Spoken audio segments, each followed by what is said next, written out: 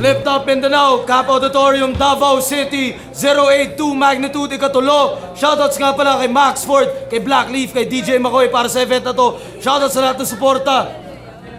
Flip Top again para sa parating lalaban. Now, solid yung laban na parating. Shoutouts sa Mindanao staff, Flip Top staff, lahat ng kasama natin, lahat ng sumusuporta online, buong Mindanao Division, lahat ng dumayo sa labas ng Davao para sa laban na to at sa event na to. Sa kanan ko, representing Digos, magingay para kay Hisoka. Sige lang ng sige sa pagsabak sa larangan. Kahit na maraming peke, kahit di magkapanghalan. Basta tanga lang ko lang ang swerte ko. May di ko masipat, mata ko ay kinaidilat na di ganun kadali ang sumikat. Yun, gusto ko nga po pala. Gusto ko nga po pala magpasalamat muna syempre kay Aying Villarreal and Villarreal Family Photography, Digos, Formula Drift, Carwash Digos, Ionex CMD, kay Sir Brett Bautista, maraming salamat. Kay Victor at Elisa, at lahat ng mga kapatid ko, maraming salamat. Supreme Blood General Unit. Sa kaliwa naman, tagong represent, magingay para kay Dave Ill.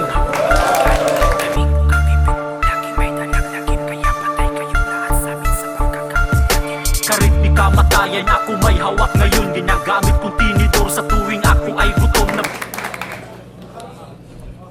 Nalo si Dave Ill ng coin toss. Pinili niya mauna si Hisoka. Unang banda at pakinggan natin. Hisoka. Yo, rinig ba? Dave Ill, kumusta? Ang tagal din nating di nagkita. Nakailang battle na ba kami? Mula Davao hanggang Maynila. Habang ikaw, nga, para kang naghihintay sa wala. Kasi kung umuulang yung mga makakalaban ko, magkakabattle ka pa kaya? Kasi isipin mo, kaya ka ngayon nandito dahil yung dalawang itinapat sa akin ayaw akong labanan. Yung isa, busy sa trabaho. Ang isa, bagong kasal. At ang respeto namin sa isa't isa ay hindi matatawaran. Kaya sabi sa akin ni Boss Arik, gusto ko, baka pwedeng si Dave Hill na lang. Ang tagal ng walang battle eh. Kawawa naman. O ano? Tunganga na lang? Baka sa susunod kong mga linya, lumuha ka dyan. Pag-isipan, bawat hakbang bago ka magyabang dahil ang flip top, parang syota mo rin. Last option ka lang. Kaya, tigil-tigilan mo ako.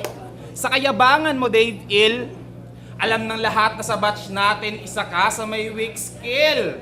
Kung hangin ang source ng power mo, tumutumba ako ng windmills, kumakain ako ng buhay, sikmura ko, mala Bear Grylls.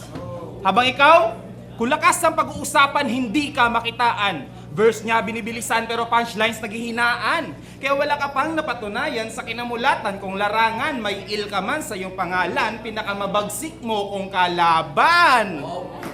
Eh paano kasi dala-dala mo puro basura, malakulubing galak? Pilit na pilit ang yung bilis parang uhuging daga. Di na kailangan pang tusukin o baliin yung paa. Kung si Rapido na pahinto sa akin tong sakitin pa kaya? Kaya next time niya bang piliin, wag mo kong galitin tanga. Kaya kung iuwi tong sure na win kahit ka-live-in mo pa. Si Arik ang tanging bilin, tipong gisingin ka pa na makakaangat ka lang sa akin kapag ibinitin kita. 2 minutes. Yo! Yung girlfriend ko, cum laude yun, kasi matino, kaya wag mong idadamay.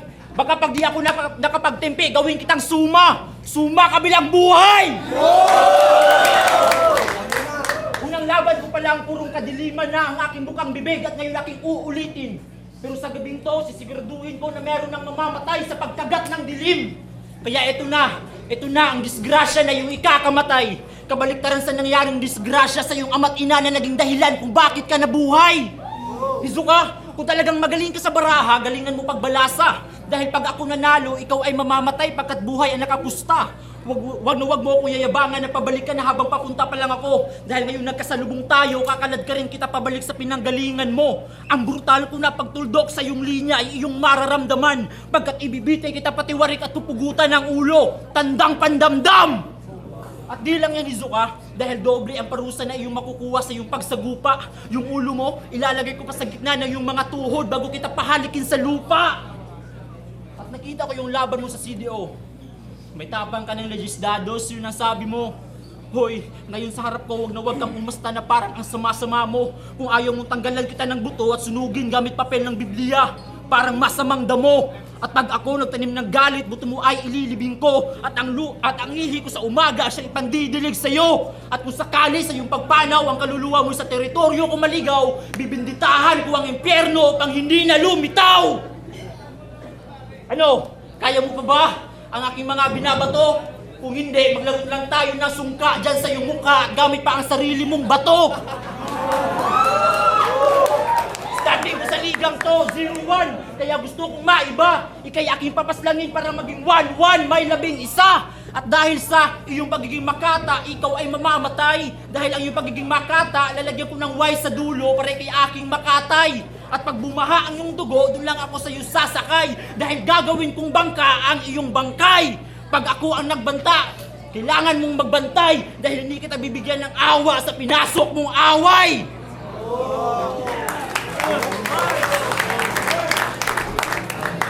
Yo! Gumagamit pa ng Biblia. Alam Moises lang. Pero Dave, ang lakas mo ha. Yun nga lang, boses lang.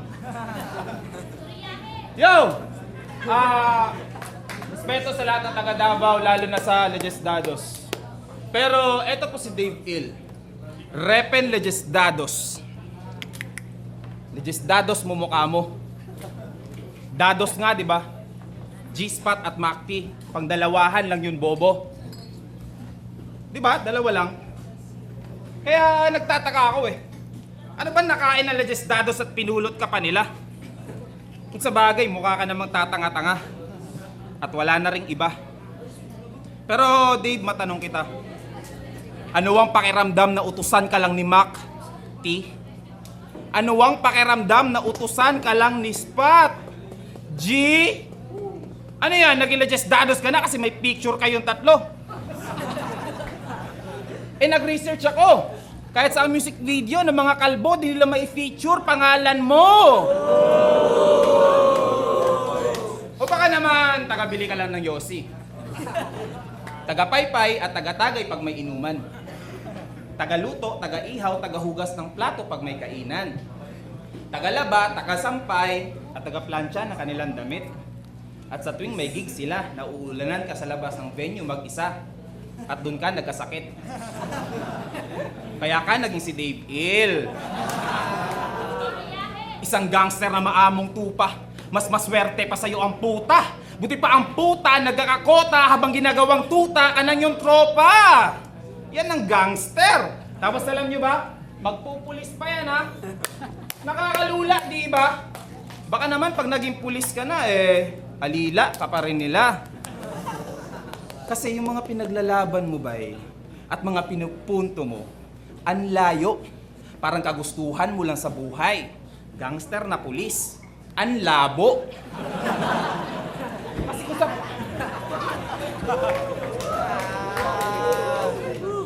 Kasi kung sa pagiging MC na pulis, oo, nararapat kang hangaan. Pero kung naglilingkod ka sa mga gangster, paano ka tatayong tapat sa bayan? Oh, kulang pa ba yan? Para isiping sa payaso ay talo ka na? Baka isilid kita sa sako habang pinapalo ko pa. Gangster na magpupulis, nakakagago talaga. Pag si Duterte naging pangulo, Dave, magtago ka na! Dahil wala ka ng kawala kahit tagatagom ka pa. Nakakasuka mo mga bara, parang mabahong paa. Sa akin wala kang pag-asa, nakipagsabong ka pa. Tanggap mo sa akin, puro pasa, mamaya nasa kabaong ka na! Ay, gusto mo bang makarinig ng masigabong palakpak? Pwes ipagsasalubong ko ang aking mga palad habang ulo mo ang nasa gitna! Pak! Pak! Pak! Hanggang madurog ang bungo, doon na ako papalakpak sabay malakas na halakhak! Tangina mo. At yung pangalang Makti, dinamay mo pa. Oo, ako ang kanang kamay niya, kaya kapag trip ka niya sa pakin mamaya, ako na ang gagawa!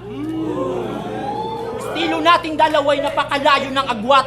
Alam kong gusto mo kung mapabagsak habang ikay nagsusulat. Pero kaya nga napapakame sa dibdib si Enigma pag ako ang bumabanat. Dahil ako ay parang watawat habang hinihila pababa ay mas lalong umaangat. Hizuka ang iyong pangalan, pero kahit kailan di ka gumamit ng baraha sa laban. Patunay lang yan na ang pagkatao mo'y di mo kayang panindigan. Isa ka lamang payaso na hindi kaya lumikha ng dahas, habang ako kaya kitang paslangin gamit ang 4 na alas. Gamit ang patalas na pulang diamante kaysa aking sasaksakin na 13 ulit hanggang ikaw ay mamatay. At bubunutin ko ang iyong puso habang ikay aking kinakatay. At sa iyong lamay, itim na bulaklak ang aking iaalay.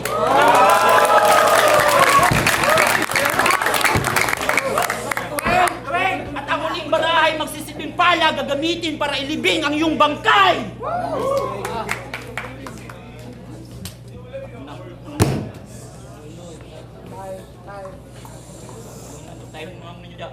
Grupo mong General Luna, ikaw pala ang puno. Sa iyong bawat laban panay kapangaral parang guro. Pwes kung ako ang estudyante na pulis, ako ay magbubulakbol para masiba ko tong punong guro pa nagkaroon ako ng palakol.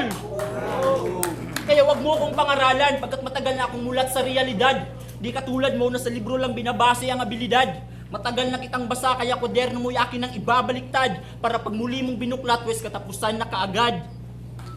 At yung laban mo kay Rapido, ang iyong pambungad na banat ay yung anggulong tsupa. Kaya para ka lamang titi doon kasi nagtigas-tigasan ka.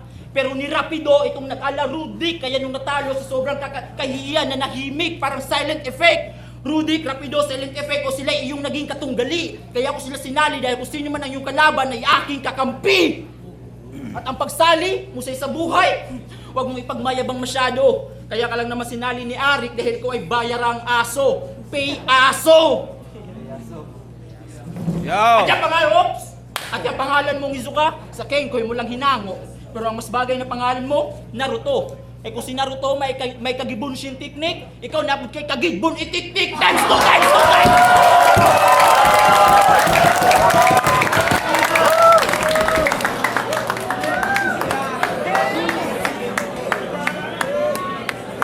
Yo! Game na, game na. Yan ang hirap sa'yo eh. Tagalog conference, nagbibisaya ka. Pero, game, round 3. Woo! Nag-try out, kinain ni Fukuda.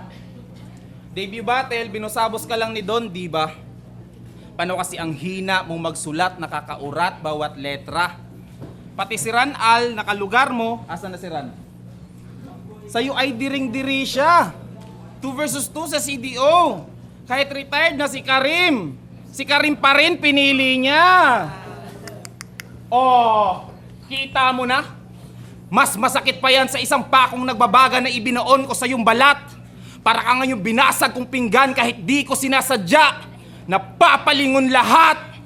Napapailing lahat ng tao habang tameme na lang si Gago. Magsisi ka na bago, maging pabebe na Chicano. At di ba idol mo yung kursada? Kaya high school life mo, hasta kang warlord. Sa buhay G, nagpakasilaw. Pero taong bahay lang to sa Tagum, kaya homeboy ka lang ng taga Davao. Ako, walang palasyo pagmamayari pero sa Digos ako ang hari. Nadali man ako ni Rapi pero sa mata na marami siya ang nayari. Kasi kung may krega ng CDO, may Don B ng Panabo. Sa Kat Zero ng Davao, pero sa Tagum, mga wala to. Pag inilaban kayo sa HL, magmumukha lang kayong baguhan. Ran Al, Karim, Dave, Langya, puro mga talunan! Sakit, di ba? Partida na nga yan, sabi nila, mas pogi pa siya niyan. Pero walang tira kaya balika sa aking tsugi malamang. E si Esing Kalbo, isang pusi ka lang naman. Para di ka masaktan masyado, sana nagdubi ka na lang. Ang dami mong kagrupi ako'y lugi pa niyan, di ba? Kung gusto mo nang easy win, mag-COC ka na lang, iha. Di nauhupa kasuputan, puro pambeke lang yung rima. Nararapat ka ng tabunan dahil tae ka lang sa liga. Ganyan ako magsulat, Dave. Simpleng-simple. Wala nang pasakalye. Madali lang magets at masakyan, pang-unawa lang ang pamasahe. Si Hizuka, isa lang payaso. Pero binabalaan ko kayo lagi na di ako marunong magbiro pero pagtatawanan ka na ng marami. 2 minutes.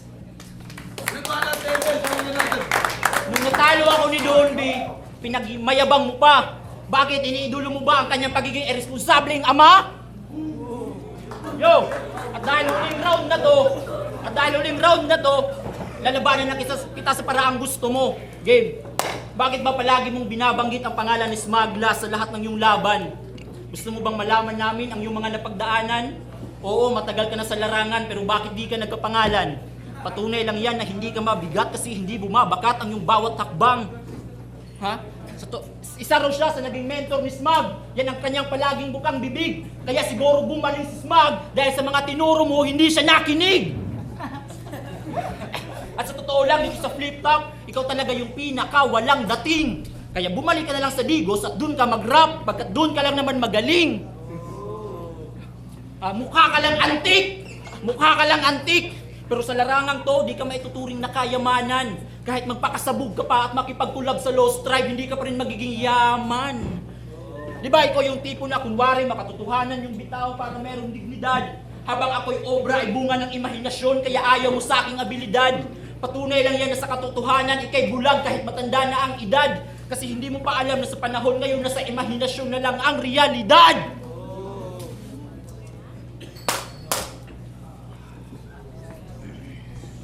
Kaya ang mapapayo ko lang sa'yo, huwag kang magmagaling pagkat di ka naman marunong. Akong binisayon, aron mas masabtan, ayaw pag-hawd-hawd kay dili ka marunong. At lahat ng sinabi mo sa nakaraan, palpa kasi hindi sumang-ayon sa kasalukuyan. Una, sabi niya kay Gispat, di ko kailangan sumali dito sa liga. Pero ngayon nandito ka, masyado pang pabida. At sa music video ninyo na may pamagat na tuturuan kita, dinamay mo pa si Blackleaf at Enigma. Pero kung titignan talaga, makikita sa kanilang mga mukha na wala talaga silang gana. Hindi ka lang pala walang isang salita. Manggagamit pa. Kaya daibo pa ang aklat sa kapal ng iyong mukha. Kapag binalatan kita ngayon, pahina ka ng pahina. Pangalawa, tinira mo yung estilong bandido ni Krega. Pero ngayon, isa ka na sa kanyang tagahanga. Nakipagkulab pa. Lumitaw ang inyong kabaklaan sa kanta niyong misteryosa. Wala kayong pinagkaiba sa dagtang lason kasi ginawa niyo ng kanta ang bakla. Pangatlo, sabi niya kay Rudik, sa laban nila ni Rudik, sa Digos lang daw matatagpuan ang mga magagaling dito sa liga. Abnoy! Ang meron lang sa Digos, mga lahi nitong unggoy! Mga badoy! Kaya hinira Luna, Supreme Bloods! Masyado kayong mapapel, kaya wag na kayong magkunwari. Kailangan ko ba kayong tupi-tupiin para magkaroon kayo ng hugis? Origami! Time! Flip top 032 magnitude, ikatulo. Hizuka versus Dave Hill. Flip top, magigay para sa laban na yun.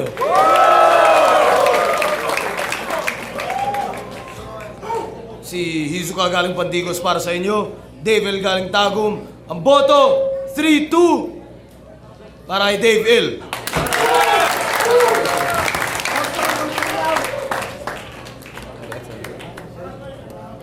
Gusto ko nga pala mag-shoutouts Kenzo, Bobby at kay Ken ng Pinasyon at syempre Putol Impokrita at tags ng Onyx Makati. Maraming salamat.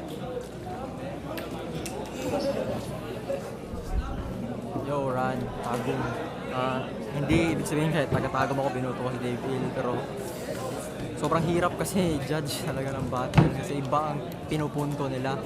Round 1, dikit. Pero binigay ko yun kay Hizuka. Tapos round 2, round 3, si Dave Hill lamang siya ng konti. Yun lang, Ran. Yo, rapido ang binato ko nga pala sa Dave Hill, all 3 rounds. Kita namin yung performance yung mga reference niya patok. Yun. Snob, shoutout sa pala sa mga tropa ko sa Writer's Block. Shoutout sa 7-6, nakalimutan ko shoutouts kanina. Binoto ko si Dave Hill.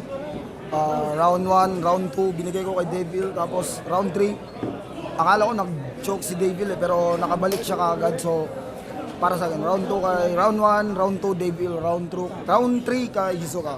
Snob, shoutout sa lahat. Davao. Binoto ko nga pala si Hizuka. Sabi niya, siya pa mismo nagsabi na simple.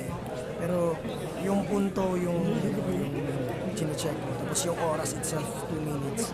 battle match, yung Dinilis Dalos, tapos feature. Tapos about Dave Hill naman, gangster na yung na-police, yung tapat sa bayan. Tapos second round, binigay ko kay Dave Hill. At yung intro, second round niya ni-rebat, tapos yung Dinilis Dalos ni-rebat niya. Itong flags, tapos yung 4-card scheme, tapos yung parang Bisaya na, parang Tagalog to Bisaya na yung double meaning. Pero third round, binigay ko kay Misuka. I just based for each of yung sa 2 minutes na sabi ko rin. Yung stick to ako sa oras. The overtime si DP. Kaya binigay ko ang first round para kay Misuka, second round para kay DP, third round Misuka. Stick. Sige. So last judge. Sino ba? Ano ka beer? Bought ako sa Isuka. 1 and 2 Isuka, then 3 David. Isuka.